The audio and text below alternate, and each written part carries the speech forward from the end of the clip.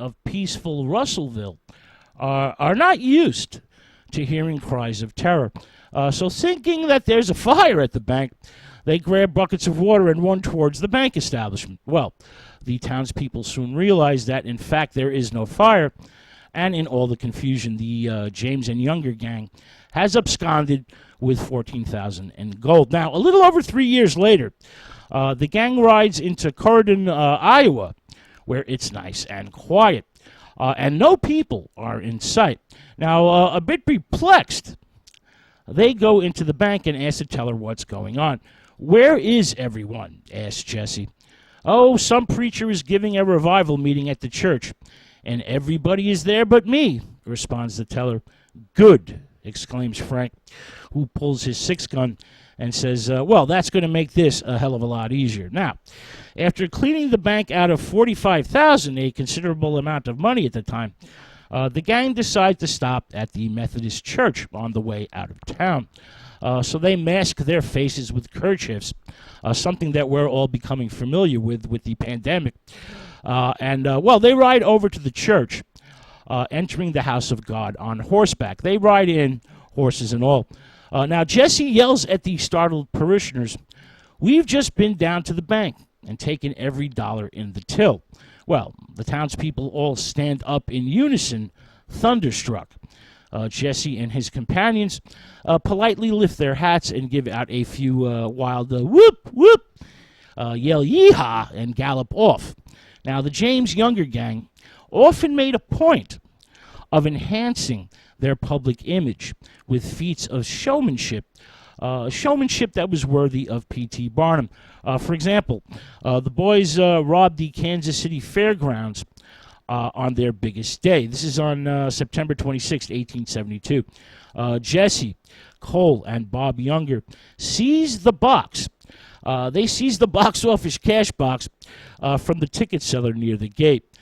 They spur their horses, ride through the crowd, shooting bullets into the air as they make their getaway amid the pandemonium that ensues. Well, a press orgy of adulation soon follows this robbery, with front-page stories, headlines in the newspapers, comparing the gang to the Knights of the Round Table, i.e. the chivalry of crime. Blamed for just about every crime within 1,000 square miles, the James family launches a public relations campaign to keep popular opinion on their side. They do this with a series of formal disclaimers, declarations of innocence, sometimes personally delivered by Mama James to the offices of the newspapers. All this wooing of the press did end up having an effect, but not the desired one. The result of all this wooing, of all this publicity, an association of bankers from a variety of states and territories give up hope that the local authorities can stop the gang. So they turn to the nation's most celebrated private detectives, the Pinkertons, for help. But even the growing army of private dicks can do nothing. And they run up against a stone wall of silence. The Pinkertons meet their match, and the James Younger gang outwit them at every turn. Now, around this time, the first book, a dime novel, devoted to the gang's exploits, is published in New York City. There will be many more books in the years to come. These dreadful dime novels sold like crazy in the towns and cities of the East. And these hack job quickies placed the James and Younger boys in the most improbable of places. For example, Jesse James among the Mormons and at Coney Island.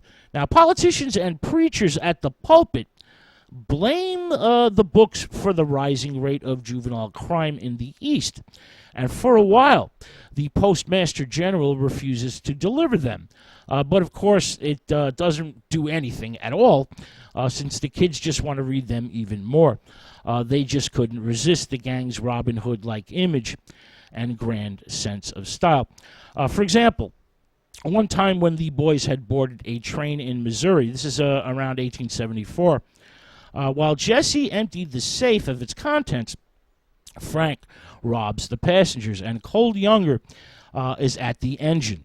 As the robbery neared its conclusion, Jesse says to Cole, "Give it a toot for me, will you?" So Cole pulls the train whistle, toot, toot, while Frank and Jesse, who are with the horses, whoop and holler away, yee-haw, yee-haw. They're enjoying themselves, just like little boys playing with their toys. Now, before their getaway, Jesse hands over a bundle to the engineer. Make sure the newspapers get this, and then he rides off. Now, Jesse had written his own press release. He wants the press to get it right, and despite being the most wanted men in the West, the James Younger gang just kept on stealing and stealing. But nobody's luck holds forever. And on September 7th, 1876, in the tranquil mill town of Northfield, Minnesota, the boys find themselves under fire from Swedish immigrants. Immigrants who put up a stiff fight with rifles and shotguns. And the James Younger gang's, their revolvers, their 6 guns, fail to discourage the Northfield citizens. The usual quick getaway is out of the question, as the gang is shot over and over again in a 20-minute gun battle that turns into a turkey shoot.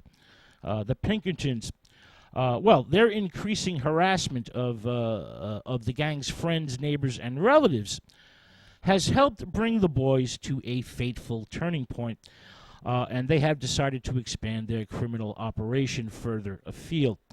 In a well-thought-out plan, the gang makes a grand tour of Minnesota, visiting 10 cities, mostly by rail, posing as land speculators and cattle traders.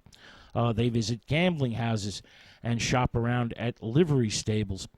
The false identities, this cover, enables them to size up banks and to explore possible escape routes.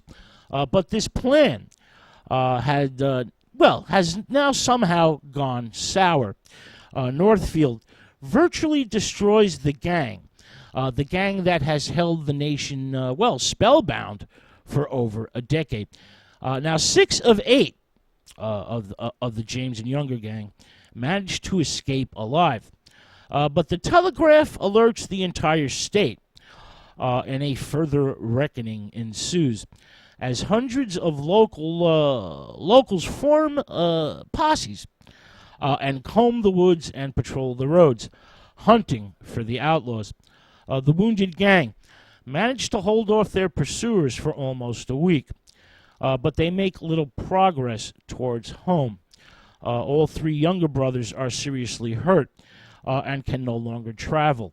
The Northfield, Minnesota raid has virtually put an end to their criminal careers. Jim Younger's jaw has been partially shot away, and Bob's elbow has been smashed to smithereens. Cole has more bullet holes in him than you can count. So Jesse decides that he and Frank cannot afford to be encumbered by the wounded Youngers. The cousins and criminal partners bitterly separate, and the James boys make their escape.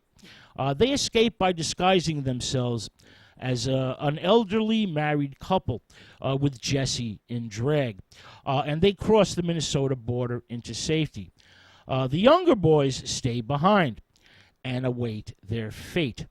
They're expecting to be lynched, and the younger brothers are almost grateful when they receive life sentences. By the time of their capture, the younger brothers had become legends in their own right, and their fame had spread via the publication of 1875's The Guerrillas of the West, another dime novel written by Augustus Applegate. A better-than-average entry that was generally sympathetic to the outlaws and viewed their various crimes as justifiable, considering the slew of iniquities visited on the defeated South by the hated Yankees. Between robberies, the younger brothers had ventured into Dallas, Texas, and acquired a gloss of respectability, and even sang in the choir at the local